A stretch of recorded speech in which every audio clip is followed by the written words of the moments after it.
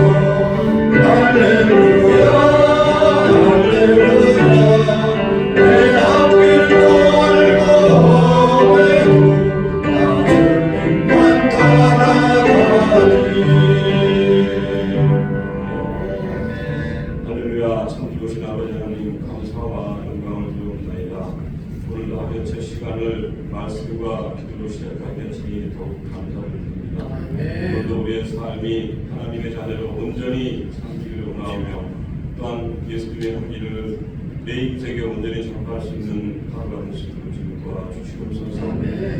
올 한해도 우리의 믿음이 더욱 성숙되기를 원하옵나이다.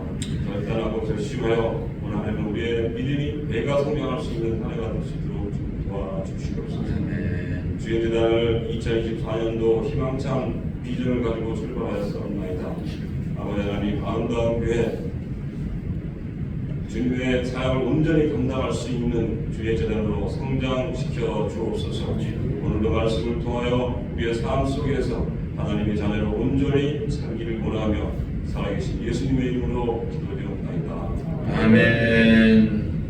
대단히 감사합니다. 오늘 하나님의 말씀은 욥기 16장의 말씀을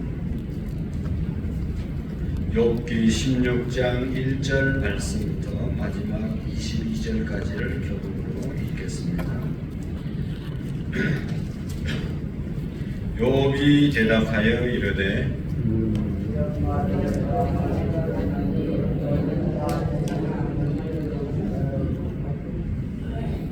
3절입니다. 헛된 말이 어찌 끝이 있으랴.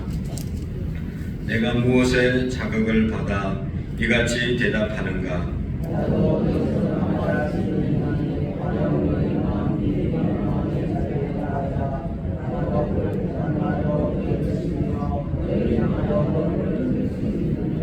그래도 입으로 너희를 강하게 하며 입술의 위로로 너희의 근심을 풀었으리라.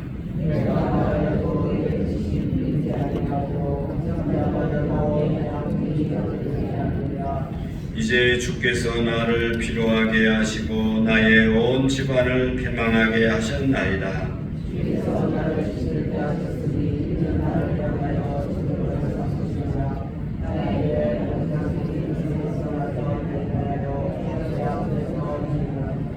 그는 진노하사 나를 찢고 적대시 하시며 나를 향하여 이를 갈고 원수가 되어 날카로운 눈초리로 나를 보시고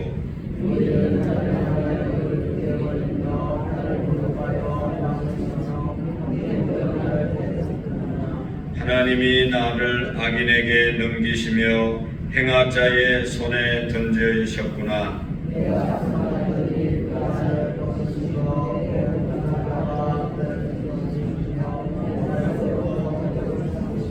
그의 화살들이 사방에서 날아와 사정없이 나를 쏘므로 그는 내 콩팥들을 꿰뚫고 그는 내 쓸개가 땅에 흘러나오게 하시는구나.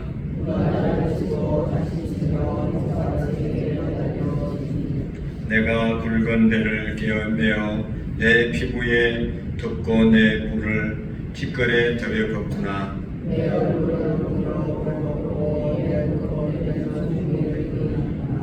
그러나 내 손에는 포악이 없고 나의 기도는 정결하니라.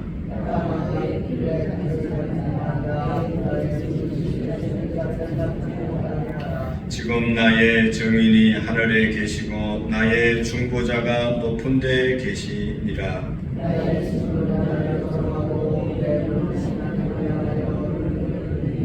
사람과 하나님 사이에와 인자와 그 이웃 사이에 중재하시는 시기를 원하노니 수년이 지나면 나는 돌아오지 못할 길로 갈 것임이니라. 아멘. 욥이 당한 고난 때문에 친구들이 소식을 듣고 와서 이제 위로하는 그런 내용이죠. 그래서 세 명의 친구가 세 번에 걸쳐서 3차에 걸쳐서 이제 건면하는 그런 내용 중에 오늘은 이제 2차로 1차가 끝나고 난 다음에 2차 엘리바스라는 친구가 또 다시 이제 욥에게 여러 가지 얘기를 합니다. 거기에 대해서 욥이 오늘 1절에 보면 대답하여 이르되 라고 말씀하면서 엘리바스의 말에 대해서 또 변론이 시작되는 그런 내용이 오늘 본문의 말씀입니다. 그가 이렇게 이야기하죠. 이런 말은 내가 많이 들었나니 너희는 다 재난을 주는 위로자들이구나. 욥에 대해서 위로를 주는데 재난을 주는 위로자다 라고 말씀하고 있습니다. 욥을 위로하기 위해서 무슨 말을 하긴 하는데 그 모든 말이 내게 재난을 주었다 라고 말씀하고 있습니다. 엘리바스뿐만 아니라 다른 친구들의 말도 다 내게 재난을 주었다 그렇게 말씀하고 있습니다. 여기에서 재난은 물질적인 재난이나 뭐 어떤 육체적인 재난을 말하는 것이 아니라 말로 욥에게 엄청난 재난을 갖다 주었다고 하는 그런 말씀이죠. 또 우리가 다른 말로 말하면 몸에 화상을 입었는데 그 위에다 식초를 갖다 붓는 것과 같은 그런 재난을 주었다는 의미입니다. 그래서 욥은 그로부터 상처받은 심령을 계속 5절 말씀까지 그의 입장을 말씀하고 있는 것을 볼 수 있습니다. 너희들이 말이 헛되고 또 말로 자신을 치며 내가 너희 입장이었다면 상대에게 힘을 주고 위로하며 근심을 풀어주었을 것인데 라고 말하면서 친구들의 말에 대해서 이렇게 욥이 억울함을 표현하고 있는 것을 볼 수 있습니다. 욥은 친구들만의 문제로 고민하는 것이 아니라 말을 해도 근심이 풀리지 않고 침묵을 해도 아픔이 줄어들지 않는다 라고 하면서 6절에 말씀하고 있죠. 내가 말하여도 내 근심이 풀리지 아니하고 잠잠하여도 내 아픔이 줄어들지 않으리라. 그러니까 내가 어떻게 했으면 좋겠는지 모르겠다. 말을 해도 시원치 않고 안 해도 답답하고 라고 하는 그런 말씀하고 있는 것을 볼 수가 있습니다. 그래서 이제 7절에 보면 이제 주께서 나를 필요하게 하시고 나의 온 집안을 피망하게 하셨나이다. 친구들에 대해서 원망하고 친구들에 대해서 이렇게 말하는 것뿐만 아니라 이제는 주께서 나를 필요하게 하시고 나의 온 집안을 피망하게 하셨다. 친구들을 공격하는, 자기를 공격하는 친구들에 대해서 얘기하는 것뿐만 아니라 이제 하나님을 향해서 탄식의 말로 이어지게 되는 것을 볼 수가 있습니다. 우리가 앞에서 1장, 2장에서 욥이 고난을 당할 때 어떻게 대처했는가에 대해서 잘 말씀을 드렸죠. 그가 인내 모드로 인내하면서 그 고난을 잘 참고 지나왔습니다. 근데 이제 시간이 갈수록 또 친구들이 뭐라고 자꾸만 말할수록 변론이 시작될수록 점점 이제는 탄식의 모습으로 변화되는 그런 모습을 볼 수가 있습니다. 자신을 필요하게 하시고 온 집안을 피망하게 하신 분이 주님이십니다 라고 말합니다. 그 다음에 8절의 말씀에 보면 주께서 나를 시들게 하셨으며 이런 나를 향하여 정거를 삼으시니 나의 파리한 모습이 일어나서 대면하여 내 앞에서 정언하리로다 라고 말씀을 하면서 자신을 시들은 식물에 비유했습니다. 하나님이 그렇게 시들은 식물처럼 나를 만들었다 그렇게 하나님에 대해서 말씀하고 있고 9절의 말씀에도 보면 자신을 찢고 적대시하고 그래서 이를 갈고 원수가 되어 날카로운 눈초리로 보신다 라고 말하면서 하나님에 대해서 이런 말씀을 하고 있는 것을 볼 수 있습니다. 이러한 표현은 하나님에 대한 불신으로 비춰줄 수 있는 그런 탄식의 소리입니다. 그런데 앞에서 보면 우리가 욥의 자녀가 10명의 자녀와 재산이 다 없어졌을 때도 주신 자도 여호와시오 가져가신 분도 여호와시오 여호와 이름이 찬송을 받으실지어다 라고 말했습니다. 어리석게 하나님을 향해서 원망하지 않았던 욥이었습니다.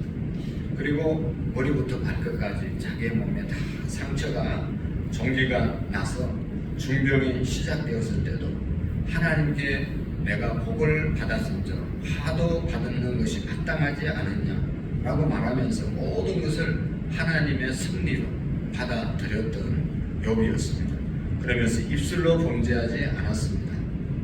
이렇게 말했던 욥이 친구들의 변론과 또 이제 시간이 깊어질수록 처음 고백들을 이제 취하하고 또 하나님에 대한 불신과 저주를 했다는 그러한 표현으로 사람들이 오해할 수 있습니다. 이 말은 그런 하나님을 원망하는 그런 말이 아니라는 것입니다. 욥은 자신에게 일어났던 일이 하나님의 섭리하에 일어나고 있는 것을 의심 없이 믿고 있었습니다. 그러나 그것을 믿었지만 지금 현재 상태는 하나님께서 나를 식물처럼 시들게 하셨고 자신을 찢으셨고 마치 적대자나 원수가 행한 일을 한 것처럼 내가 지금 내 형편이 이렇다라고 하나님께 고백하는 것이죠.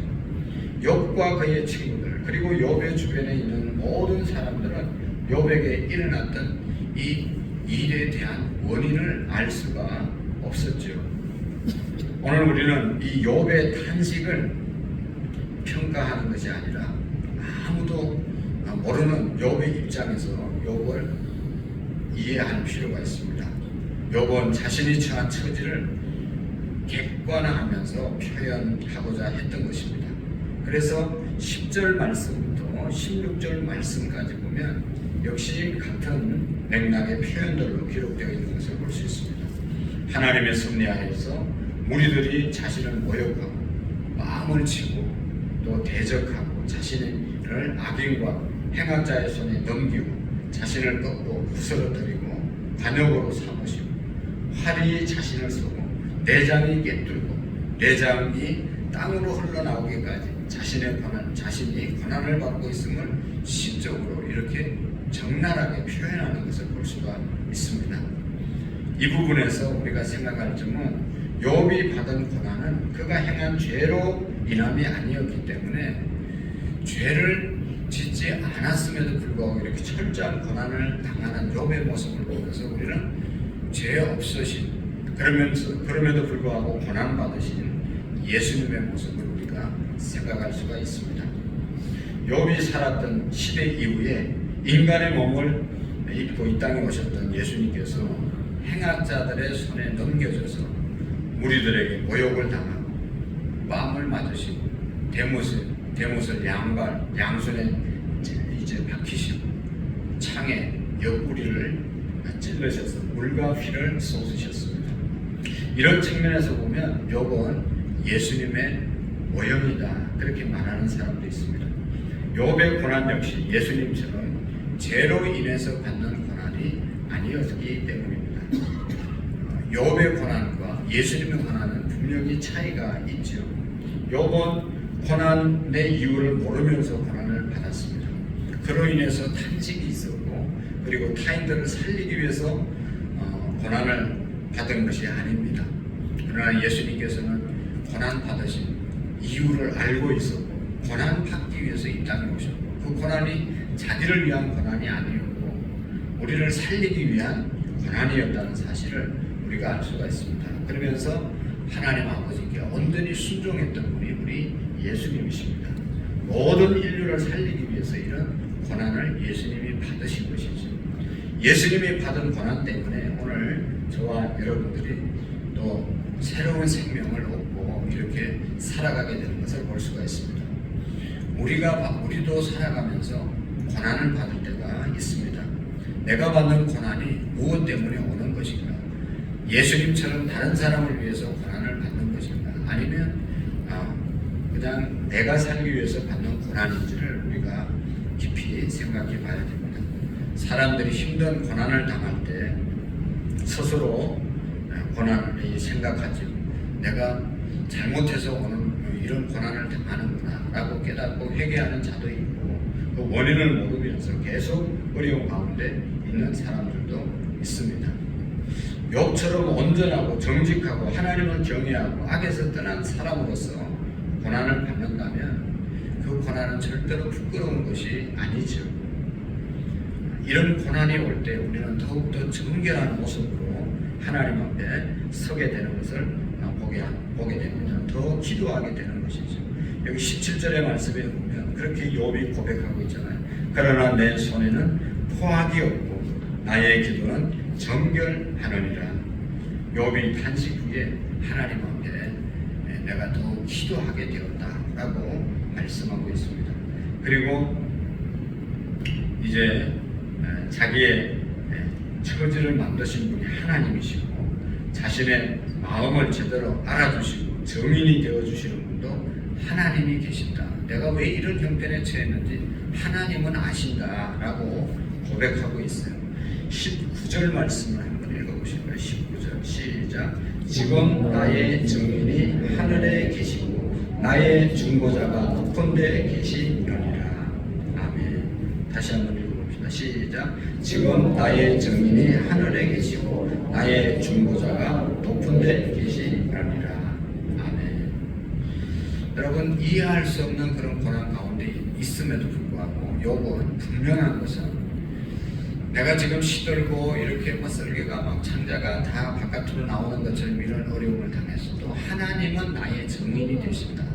하나님은 나의 중보자가 되신다. 라고 분명하게 말씀하고 있는 것입니다. 사랑하는 성도 여러분, 우리가 하나님을 섬기면서 살아갈 때 또 내가 별 잘못이 없음에도 불구하고 내가 이해할 수 없는 또 다른 사람이 볼 때 정말로 참 어려움을 당하는 그런 형편에 처하게 되면 우리도 욥처럼 하나님께서는 나의 증인이 되어주신다. 하나님은 나의 모든 것을 알고 계신다. 그리고 하나님께서 또 예수님께서 나의 중보자가 되어주신다. 라고 하는 그런 믿음이 우리에게 있어질 수 있기를 축복합니다. 주변 사람들이 나를 조롱하고 이로 인해서 하나님을 향하여 눈물을 흘릴 때도 나를 중재하시는 분, 나를 위해서 탄식해 주시는 그런 분이 있다고 성경은 말씀하고 있습니다. 바로 성령님께서 우리의 중보자가 되어주시고 하나님께 중보해서 기도해 주는 분이 되시고 또 예수님께서 우리의 중보자이심을 우리가 잊지 않기를 바랍니다. 그래서 우리의 연약함을 우리 주님께 올려드리고 나의 연약함을 주님의 손에 들려드려서 정말로 보잘것없는 우리 인생들이 하나님의 손에 붙잡히게 되면 하나님께서는 우리를 더 귀하고 온전한 사람으로 사용하게 될 줄로 믿습니다. 욥처럼 이런 엄청난 어려운 가운데서도 하나님이 보고 계시고 하나님의 나의 중보자 되심을 우리 모두도 믿고 오늘도 중보자 되신 주님께 우리의 모든 것들을 주님께 올려드리고 맡기고 생활하는 저와 여러분들이 되어질 수 있기를 축복합니다. 기도하시겠습니다. 하나님 아버지, 사람은 알 수 없지만 하나님은 우리의 모든 형편과 처지를 아십니다. 주님만이 우리의 모든 것을 아시오니 주님께 우리의 마음을 다 내려놓고 하나님께 가까이 가는 하나님의 위로가 오늘도 우리에게 주어질 수 있도록 도와주옵소서.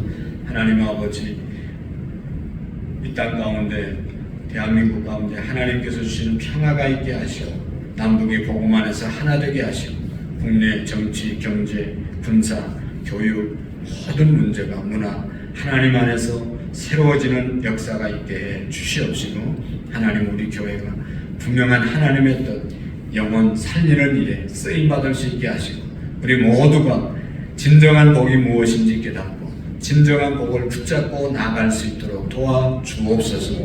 말씀이 우리를 세워주시고 말씀을 묵상하게 하시며 기도로 그 말씀을 하나님의 도우심으로 지켜 이루어갈 수 있도록 복된 자의 삶을 살아가게 하옵소서. 이성호 장로님, 이정자 권사님, 이상민, 김범희, 하주지우, 황혜영, 한선희 집사님, 김우람, 김미, 예담, 유담 사랑하는 자녀들의 이름으로 드리는 귀한 예물을 축복해 주시고 또 하나님 새벽 차량 봉사하는 장로님들, 또 반주하는 집사님, 또 우리 모든 권사님들 하나님 일찍 나와서 섬기는 모든 손길들을 기억해 주시고 우리의 작은 헌신과 봉사로 인해서 하나님의 나라가 아름답게 세워지게 하시고 또 전도와 하나님 매일매일 추운 날 날씨에 나와 전도하는 귀한 영혼들 축복해 주시고 교회 곳곳을 살피는 사랑의 여전도의 모든 임원들을 축복해 주시고 하나님 나라에 우리가 더 존귀하게 쓰임받는 귀한 믿음의 사람들 되게 해 주옵소서. 이미자 권사님 속히 수술받은 모든 부위가 깨끗하게 치료되게 하시고 또 하나님 아버지 원치 않는 질병으로 인해서 또 치료 중에 있는 모든 성도들을 기억해 주시고 찾아가 주시고 악한 사탄 마귀가 틈타지 못하게 하시고 연약하고 아플 때 더욱 주님을 바라보며 주님의 붙잡힌 바 된 우리의 믿음이 되게 해 주옵소서. 감사합니다. 축복합니다. 예수님의 이름으로 기도하옵나이다. 아멘. 하늘에 계신 우리 아버지, 아버지의 이름을 거룩하게 하시며 아버지의 나라가 오게 하시며 아버지의 뜻이 하늘에서와 같이 땅에서도 이루어지게 하소서. 오늘 우리에게 일용할 양식을 주시고 우리가 우리에게 잘못한 사람을 용서하여 준 것 같이 우리 죄를 용서하여 주시고 우리를 시험에 빠지지 않게 하시고 나라와 권능과 영광이 영원히 아버지의 것입니다. 아멘. 오늘도 수요 예배가 있습니다. 모든 성도님들이 함께 예배할 수 있도록 위해서 기도해 주시고 직장과 사업장 또 가정으로 나가는 모든 성도들을 위해서 우리도 중보의 기도자가 되어지기를 원합니다. 세계 평화와 민족 복음화와 우리 교회 금년에 모든 성도들이 4차에 걸쳐서 전도할 수 있고 특별히 우리의 가족들, 자녀들이 주님 앞에 나와 예배할 뿐만 아니라 하나님 앞에 귀하게 쓰임받는 그런 우리 자녀들 되게 해달라고 오늘 주님 세 번 외치고 자유롭게 기도하시겠습니다. 주여 주여 주여